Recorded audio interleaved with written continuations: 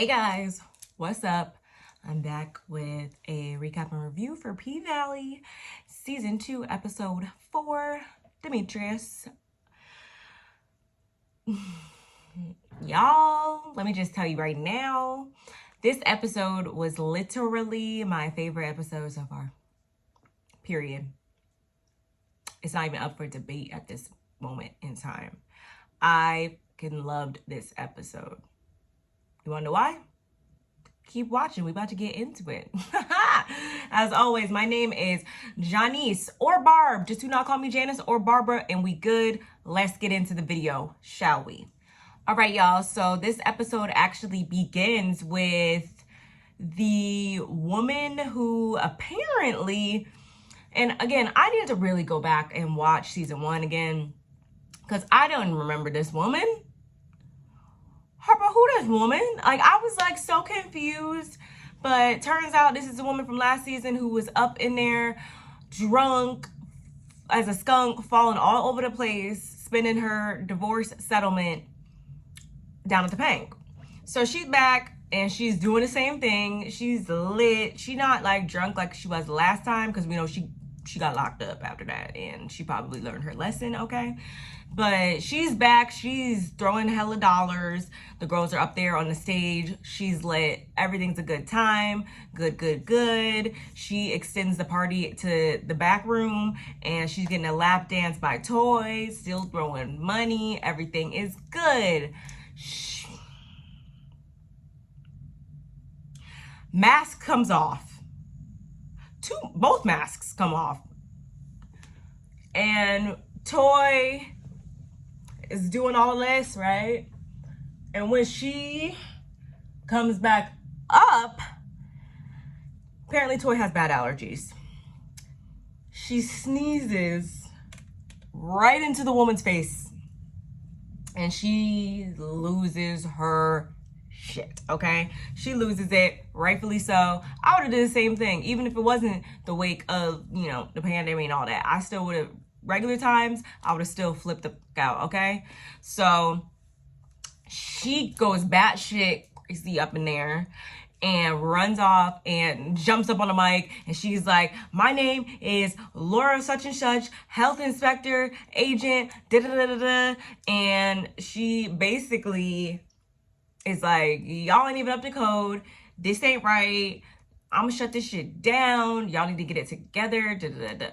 So she starts going down, pointing out all the things that aren't up to code and things that need to get fixed. And she winds up serving them with the $25,000 fine if they don't fix it within 24 hours. But before she hands that over, Uncle Clifford, okay, like the wise bitch she is like, hold up, pulls mask down, and it's like, I recognized you. You that divorcee that was up in here throwing hella dollars that slept with your ex-husband's mother. Oh, and she got real humble real quick. Read her for filth, honey. Got real humble real quick. And she was like, well, the best I could do is, drop it $11,000. Fix it. Bye. And she's out. So they're like, what the fuck are we gonna do? Oh my goodness. Da, da, da, da. So again, they're back in the dressing room. And Brazil and Roulette, they get into it because Brazil says something because Roulette's like, damn, we didn't even get to finish our set. We didn't even do our thing. She shut this shit down. Like, goddamn. And then Brazil's like, well, I heard that you do a little bit more than just dance around here. So you shouldn't have a problem, supplementing the money that you lost. If you know what I mean. Peaches and cream. Anyway, I'm so corny. But anyway, so, and Roulette, of course, is like, bitch, what the fuck you say? You might want to watch what the fuck you say to me. Why are you even talking to me? And Brazil is like, because you got people around here asking for the girl who gives the sloppy toppy. And so they start going at it. And I really thought Brazil, she was talking, so I'm like, oh, she can, fight, whatever. But Roulette gets the best of her, and Big L winds up separating. They get separated, and Big L winds up taking Roulette out, and they're in the office, and him and her kind of have a conversation, okay? And from what I picked up on throughout this conversation is that, okay, we see each other. He sees what she's doing. She sees what he's doing. They learn a little bit more about each other. I don't know what's up with his daughter situation, but I think they hear after that conversation. So I think she's going to have a major transformation throughout this season, okay? So next morning, Mercedes and Uncle Clifford, they're talking, and Uncle Clifford is telling her what happened because, she wasn't there or whatever. And for a minute, I'm like, is she triggered by what is being said? Like, as far as, because Uncle Clifford was saying something about, like, yeah, like, Roulette hooked off on her because apparently some rumors that she's going around giving Dome City and blah, blah, blah. And, basically a hit dog is gonna holler. So I kind of saw in that moment Mercedes' wheels turning, Again, maybe it's just me, but I was kind of like, okay, I guess, honey.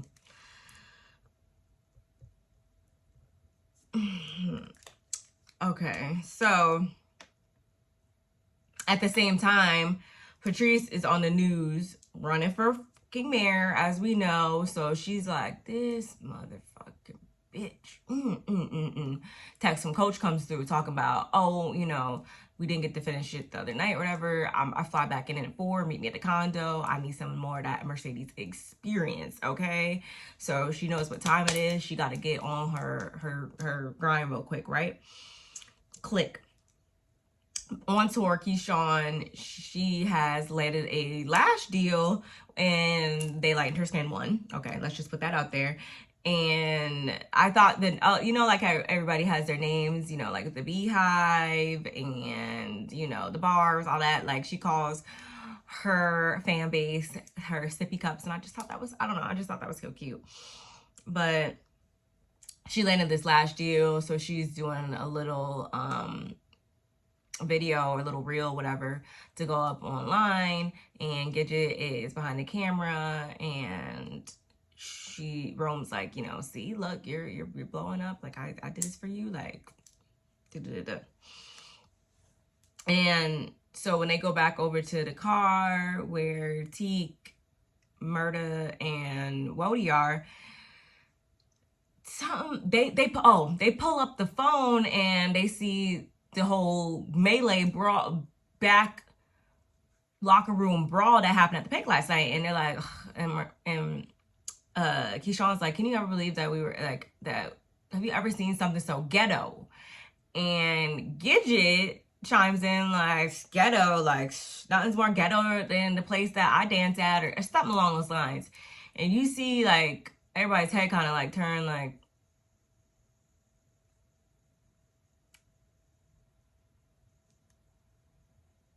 okay, noted. So at the same time, Teak is watching like some like seemingly controversial and potentially, triggering, at least for him in this episode, videos on his phone about all of the issues that are going on, very realistic at that time. So his wheels also are turning at this point too, and he is absorbing all of this. And we'll get into that in a little bit later. But back at the Pynk, Autumn, she is like getting ready, getting her day started. She living down there, right? Okay, so she walks out into the hallway and starts getting those weird vibes again from the Paradise Room. And we actually see Montavious' figure, and he is stalking them streets, okay? He's stalking them streets up and down in the Pynk. His spirit is forever living in that Paradise Room. So we might as well change the name to Montavious' lair or something, because he's all through and through there, and she felt it. But she is interrupted by a knock on the door. It's Corbin, and he's gotten real slick with the tongue this season. Is it just me, or have y'all picked up on that? He is getting real slick with the tongue, and I'm like, okay. But he's like, look, bitch, here's my final offer, $1 million, period. And she's like, see, you know, as quick as you went up on your previous offer, as quick as you did that, yeah, you're going to do it again, which tells me that this is worth more than what you're offering. So, toodles. And she slams the door and goes away. Woo! So Andre decided to go back home early, okay? He decides to go back home early because whatever, okay? He pulls up and opens the door to his house. He's like, Brittany. And he's not saying it low. He's like, Brittany. And he starts to hear some moaning. And I guess he thought she was in trouble, but I was like, classic. That's all I was thinking. So he runs upstairs. Door's already kind of half open. Proceeds to open the door. Brittany's in there sucking.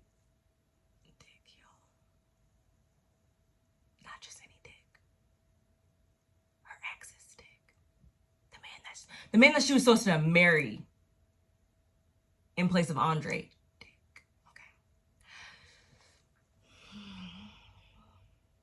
So he proceeds to damn near strangle the man. And she's like, Andre, stop. Andre, stop. Like, you're going to kill him. I'm like, oh my God, like, you're going to kill him. And so he slings him to the side. And he's like, what the? Fuming. And she's on the corner like, she's like, where's your mask? I'm like, bitch. No, the fuck, she did not just ask, where is your mask? And he's like, where's your mask, when he was too busy sucking Demethrius' or I think his name is Dante. I don't remember. Such and such is. And I'm just like, I mean, that's a good question. Like, inquiring minds want to know. But is it just me, y'all, or in this moment did you kind of like, Andre cheated first, period. Like, nothing can take that away from the equation. But Brady's kind of a bitch, like, and I feel like she took no ownership for this. She's like, you know, we're both doctors, mind you. He kicked old boy out with no clothes, ass naked, just bye, like, out of here. And it was just like, this whole interaction was just like, okay. So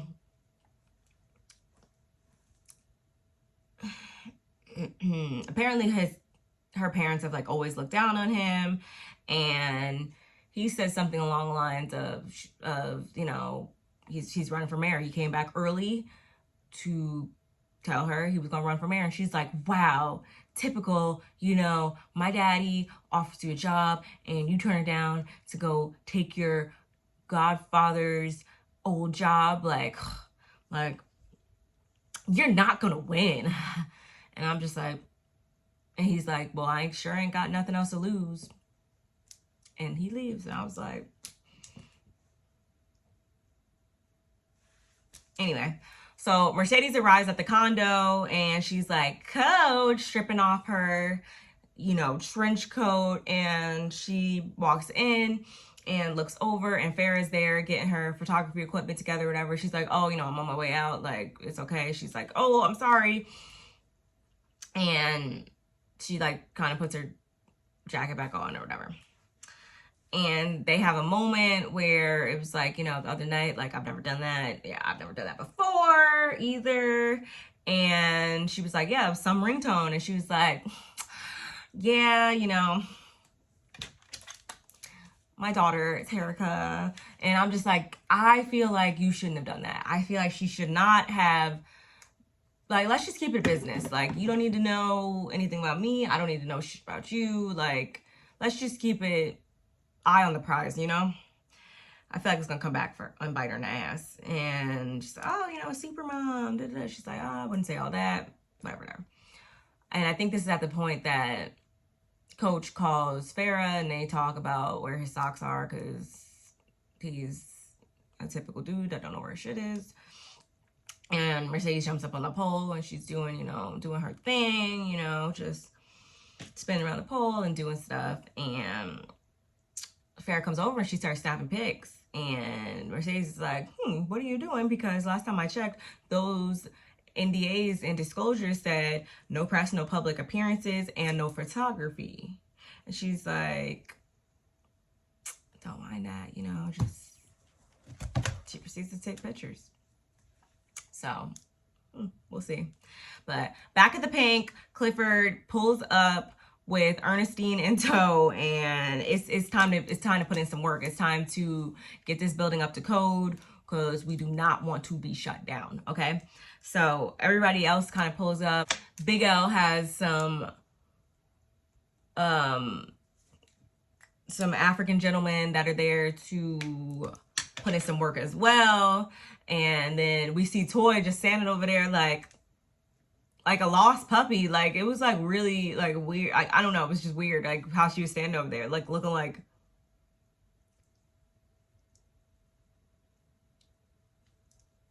Toy, what are you doing?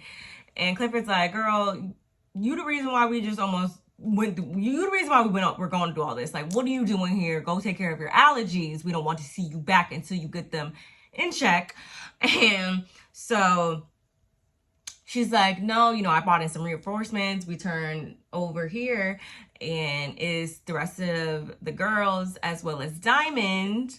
They're all there to help. And Clifford's like, Diamond, what are you doing here? And he's like, you guys never took me off of that group chat. So what's up? And they dapped up and everything's good. Going back to the tour, we catch back up with Murder, Keyshawn and them, and they're in the car. Teak is still trying to listen to the radio, even though he clearly should not be trying to do that because it's consuming him at this point. And Gidget turns the radio off, and he's like, bitch, like, goes berserk pretty much. And when they turn it off, they hear Never Scared on the radio. Like, the shit he's been working on is on the radio. Like, hello. So they're like, oh shit, like, we got, oh my god, like, my dude is on the radio, like, that's what's up. She calls him, it's like, oh my god, we hear you on the radio, like, wow. And Murder takes the phone and he's like, wow, like, you really on the radio? He's like, yeah, you could be too, but you never got me that feature. And Murder's like, whatever. And then Wody takes the phone and he's like, when you need it? And he's like yesterday, but I'll settle for tonight. And he's like, all right, bet. So Murder better get pen to paper so he can be a chart topper as well, right? Okay. So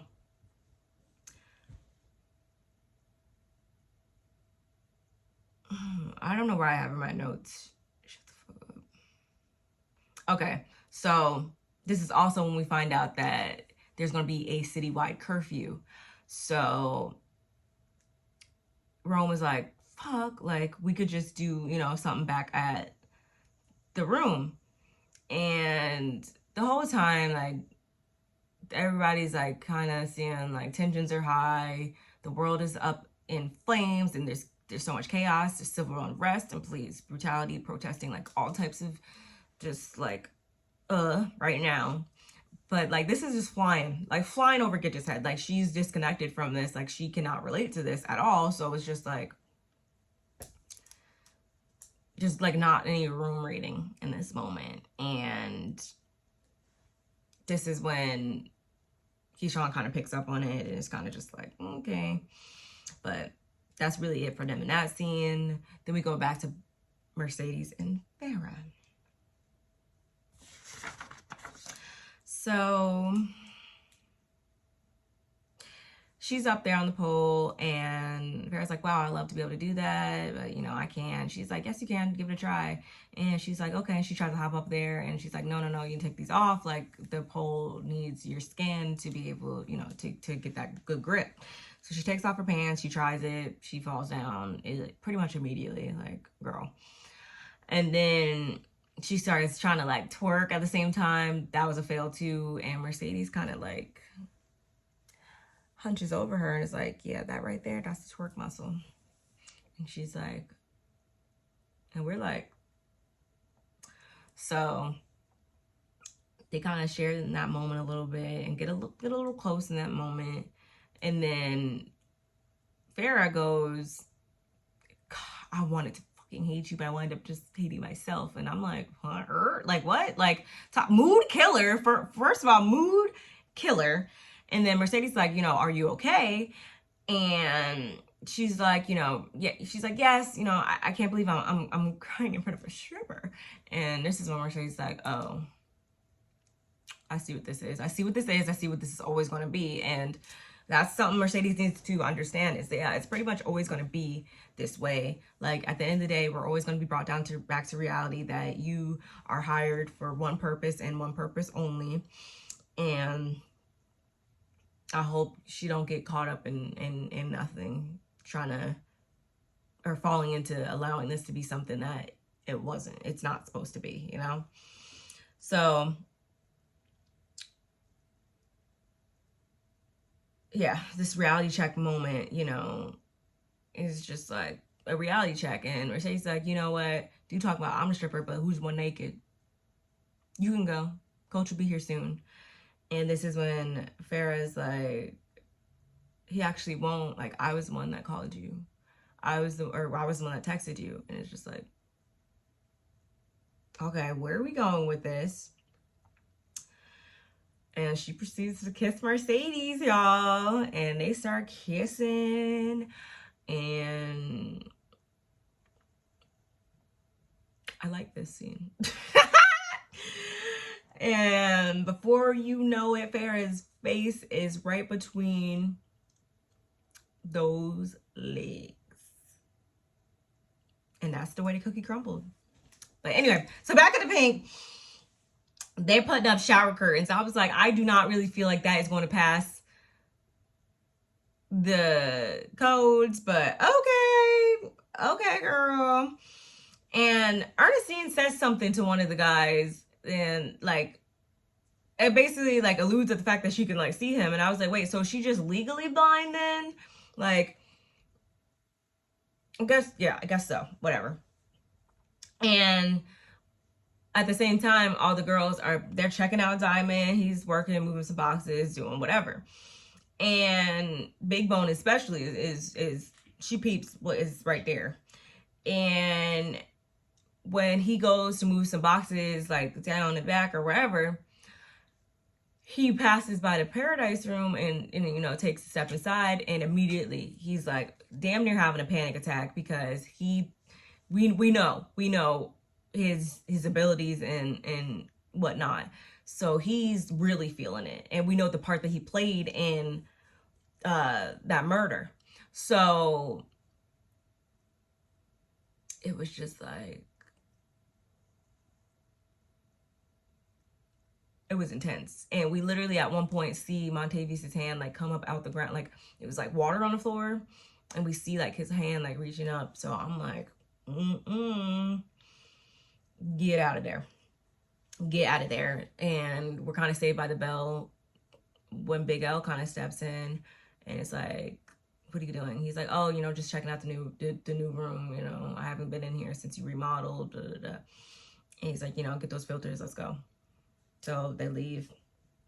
And we also see playing on the TV, Wayne Kyle up there literally chatting. And he announces the curfew again. So they're like, oh shit, like it's almost 8 o'clock right now. We need to get out of here. So Uncle Clifford's like, you know, y'all can stay here. Like it's all good. There's a couch back there. There's a couch back there, whatever. And of course, Autumn is like, no. I think they should go home. Yeah, because we know that that's your bed back there. Anyway. And then at the same time, Patrice comes on next. And something with this kind of like resonated with something inside Roulette. And she also is like internalizing all of this. And we kind of find out right now, after she ducks off into the back, why it resonated so heavily with her. And that is because her brother, Demethrius, hence why the name of the episode is Demethrius, I'm assuming. He was pulled over for a traffic stop. They said he had a gun in the car. We kind of know. You can guess what happened after that. And so she's in the back. She's crying. She's having a moment with that. And Duffy hears her and pops in and is like, "What's up? Like, what's going on?" And she's like, it just reminds me of my brother. Like, we lost him 3 years ago. We used to call him Michi. She has a tattoo. And she was like, y'all always get away with this, or something along the lines of and she used the words like y'all. And he didn't get defensive. He just listened to her and just was kind of like, there as a listening ear. So I'm like, I'm interested to see where this is going to go between them. But at the same time, Andre pours in, and he looks like a beat damn dog, y'all. And we know why. At this point, we know why. No one there knows why, of course. And Autumn pours him a glass, and at the same time, Uncle Clifford comes over and is like, you look like a man whose wife just cheated on him. And he's like, I am. And I was like, can't never lie. And Clifford's like, literally takes the glass, leaves him the bottle, like, you need it more than me. And I was like, yes, he does. And then Big L also is at the same time trying to get Diamond back. And it says, Uncle Clifford was the only person that gave me a job. He got his HVAC certification, I guess, when he was locked up. And once he got out, Uncle Clifford was the only person that was willing to give him a job. So he ain't going nowhere. This is prime real estate. Like, this is where I need to be. This is where we need to be. And I need your help holding down the security. So I don't know if Diamond is still mulling this over or how specifically he feels about returning. But like I just said, we saw what went down in that room. So I don't even know. I don't know. Love to see him back, but I understand if he ain't gonna come back. I don't know if that would be good for him. So while he steps away, Big Bone is also out there. And she's on her bike or whatever. Was that a bike? I don't know, whatever. And she was like, yeah, I've been noticing you just as well as those girls in there. But the thing with me is I'm going to say something. I'm like, damn, so you going to ride with me or what's up? So they're kind of feeling each other, I think, and which is really, really cute and befitting, right? And everybody was super excited about the scene because we know that they're together in real life. So it was really cute. And yeah, she tosses him the helmet. It's like, you riding or what? And we don't see them pull off, or I don't know what happened with that, but he probably did. And we'll probably just catch back up with them, and they'll have spent time together and whatever. By the next time we probably see them together. But yeah, I don't know about this one at the same time though. Like, I don't know if it'll be forever happily ever after between them. Like, I don't know. Like, and I think I saw somewhere on Twitter, someone said like, no, like Montavious could have she could have been like down with Montavious or something like that. Maybe she was, put here to like, because it's always ones you wouldn't suspect, right? And I'm not saying she's dumb, and especially in this scene, like, she definitely didn't come off of dumb, as dumb or ditzy, which I kind of thought originally, but it's almost like the one that, the cool chick or dude or whatever, like the ones you never expect to, be on some crazy shit or get you, in some shit. I feel like she's gonna play a bigger role, integral role coming up. My eyes are on her. So meanwhile, Mercedes, she finally wakes up umpteenth hours later. She got hella texts, and she sees one specifically is about coming down to the Pynk to get everything together. Like, it's been 8 hours. I'm like, what the fuck? So at the same time, she sees what's going on the TV as well, and she also sees the $10,000 on the nightstand. She gets a text from Farrah, like, you know, oh, I enjoyed myself so much, like, I can't wait to see you again, like, and again, bringing her back down to reality, this is just what it's going to be, right? And so then next thing we get is Murder, Keyshawn and them, they are at the hotel, this little, you know, kickback, since, you know, they couldn't make it to their show, and they're toasting it up, and so then Teak is still watched. At this point, he's watching it on the news, just like sitting there, just like, and it's like, dude. And so Rome turns the TV off so they could toast, and he's like, why would you turn that off? And they damn near come to blows. Like, Rome, they have two completely different outlooks on what is going on in across the nation right now. And Rome's language almost like, it's basically saying like that, you know, like they did something and this, that, like he's being very accusatory in his language. And Tika's like, how you know that, how do you know that it was the black person, the black man that did this? Like, how do you know that? How do you not know maybe it was the law enforcement side? Or like, they just have two very different outlooks on it. And I almost think, but at the same time, I almost think Rome was like purposely trolling him. So Teak, you know, he's enraged, he's going off, and again, Rome's poking fun, and Keyshawn kind of starts, you know, getting scared of, and we can pretty much deduce why. She's like scared, she's seeing all this happen, and you know, she clearly is not some person that likes to see violence. So Gidget's like, you know, y'all stop, what the fuck, like what's wrong with you? And he's like, bitch, like Tika is like to her. So I'm like, oh God, please don't hit her, please don't, please y'all, please don't. Oh God, can we just stop this right now? Cut. That's all I was thinking. And this dude, I mean, he's a big dude, big Deke. He literally steps on the table and like breaks the table, and I was like, what the fuck? So at this time, Murder had already stepped off to go write his verse or whatever. So Wody kind of like breaks him up and is able to trying to just stop that from escalating further. And yeah, that was pretty much it for that scene. Going back down to the Pynk. Uncle Clifford's getting the girls settled, and some of the girls left, but the ones that didn't, she's getting them settled.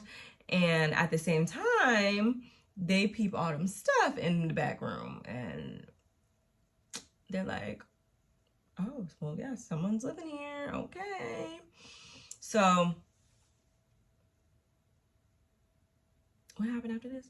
I'm sorry, I'm trying not to make this too long either, but it was a lot, and I like this episode. And so then we went back to the hotel. Murder's in the bathtub, writing and whatnot, and T comes into the room, and I know he heard him. He heard him in there, and he decides at this moment he needs to take a piss. So he goes and relieves himself in the bathroom at the same time, and Murder's like, what are you doing? Like, what? Huh? And he's like, I'm taking a piss. I had a piss. And he looks down at this moment. I saw him look down at his package. I saw it. And I was like, what is going to happen with this? Okay.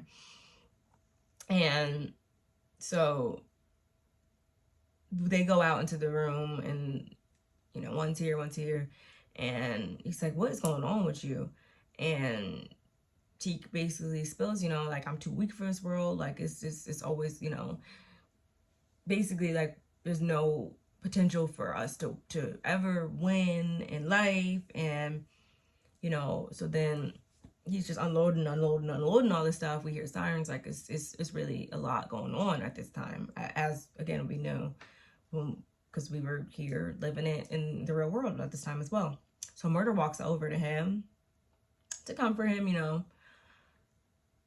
and he kind of like rubs his head or grabs his hair or whatever, and she's like, rubs his back a little bit, rubs his head a little bit. Then he gives him a kiss on the forehead. I'm like, I was literally holding my breath, like, what's gonna happen? What's gonna happen? What's gonna happen? Then he kisses on the cheek, he kisses all of his face, and they kiss on the lips. And I was like, bingo. Finally, like, the unspoken, like, chemistry between y'all has been eating me up the past couple of episodes, and finally, before we know it, Murder drops his pants. Teak is undressing, y'all. And Murder pulls out, they're kissing and stuff. Murder pulls out a condom. Great touch. And Teak puts it on, chops down, and puts it on with his mouth. And they pull out a little lube. Like, it was very, very, very, very detailed, very tastefully done, if you do ask me. And they go at it, and you hear the police sirens in the back. It was very, very passionate and intense moment. Like, I was like, this is a good scene. And that's kind of what happens with that. So back at the Pynk, or no, we didn't get back to the Pynk. It was before when Keyshawn, she's like, you know, she says goodbye to Gidget, because like I said before, she just needs to be removed from this, because she just doesn't get it. So Keyshawn is saying goodbye to her, and she pays for a $365 Uber to Nashville. And as soon as, you know, it pops up on her phone, who calls? Derek calls, because he probably saw that charge come through, right? She ignores it. I'm like, oh boy, here we go. And then Rome is out there, and he's like, you know, I'm gonna make Wody fire that crazy dude. Like, this is, you know, look how scared he had you and stuff like that. Like, you know, if you ever have an issue, you can come to me. And I'm just like, okay, what is up with Rome, and what are his true intentions at this point? Like, I don't know if I trust him.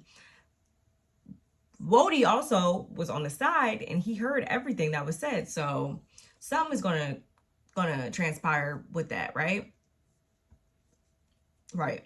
So now back at the Pynk, Autumn and Audrey are out there spilling all of their personal business to each other. I'm just like, conflict of interest much, but okay, whatever. And he tells her about his wife and how he's gonna be running for mayor.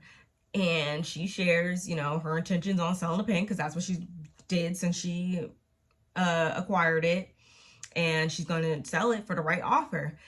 And it's crazy because Uncle Clifford's inside, and Mercedes also pops up finally hours later at this moment, and they're listening outside. They're listening to everything they're saying. I'm like, ooh. She, you know, she always wanted to flip it, and they actually stand up and they almost kiss.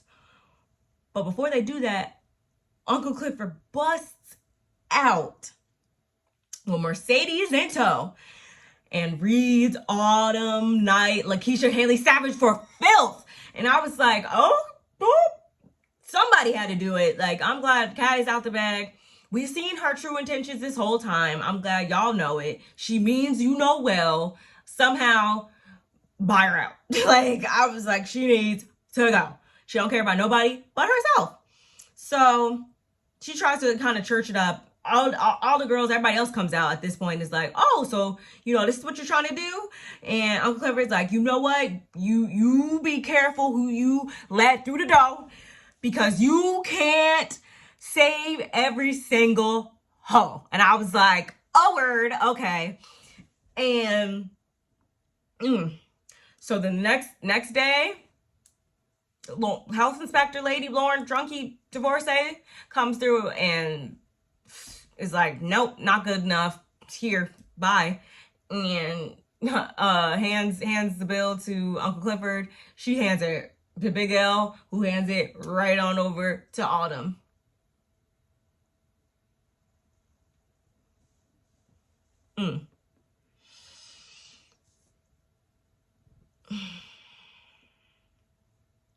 So after this, we get one final scene. We get the final scene with Murda, and he awakes after having those intimate moments with Big Teak, and he looks up, whatever. Big Teak is in the window with the postcard in his hand. He's like, who the fuck, Clifford?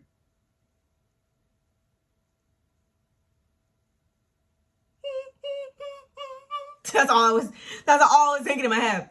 He's like, you ain't never wrote me no postcard. Picks up his bag, walks out, and like, this is not going to end well at all. And so they all back up on the road, and we see Uncle Clifford finally texts him, and it's like, world seemed like it falling apart, ain't it? You okay? And Murder's like, he's just at a loss. He don't know what to do at this point. I'm like, better figure it out. Better figure it out fast. Because Teak is crazy. Nothing better happened to Uncle Clifford. You better figure it out. And we also got this small little scene too with Andre. He inherited Tydell's house, and I don't think his kids and everybody was too happy about that. But he puts a call into Corbin saying, like, meet me over here. This is my campaign headquarters. It's on, and we running. So, y'all, I'm sorry that this recap review was so long, but like I said, this episode was really good. So y'all let me know what you think in the comments below. And yeah, let me know what you think in the comments below of this episode, my review. I want to hear it all. Don't forget to like, comment, and subscribe. And I'll see you guys in the next one. Bye!